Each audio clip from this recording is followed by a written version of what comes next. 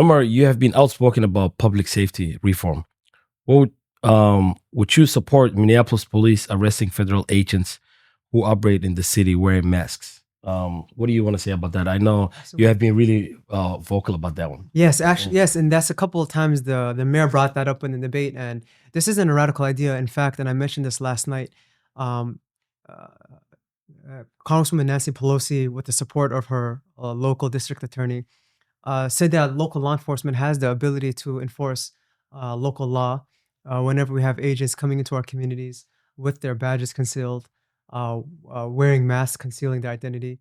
And we got to use every tool in our toolbox to protect our most vulnerable, especially our So immigrant you're communities. saying they should not hide their face. If they want They to should not. arrest people, we should see them. We should see who they are. We should see their badges, They- and that way they can.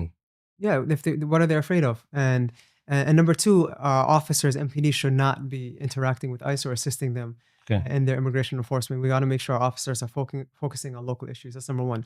But number two, it's been 5 years since the murder of George Floyd. Yes. And since then, there has been no real plan by the mayor and no intent to have a plan. And so, what we heard loud and clear from neighbors is that we need a public safety system that works for everyone. And I know that the mayor tries to create this toxic environment in which if you're pro police accountability, that means you're anti public safety. And that's not the case. You can have both an accountable police force, just like we hold our teachers accountable, we hold our nurses accountable, all Everybody that. come. Yeah, we can hold our police officers accountable, right? Um, but at the same time, we know we don't need an armed officer for every single phone call. Yes. The city report last year showed that nearly half of 911 calls to MPD, they can be diverted away to other resources like BCR, behavioral crisis response, like mental health workers. And that actually matches what I heard at the Capitol from law enforcement, where they came and they said, we can't respond to every single call. We need help. We can't respond to every mental health call. And so if we're able to take off half of their caseload, nearly half of their caseload, then they're able to do things like focus on violent crime. They can focus on drug trafficking, human trafficking.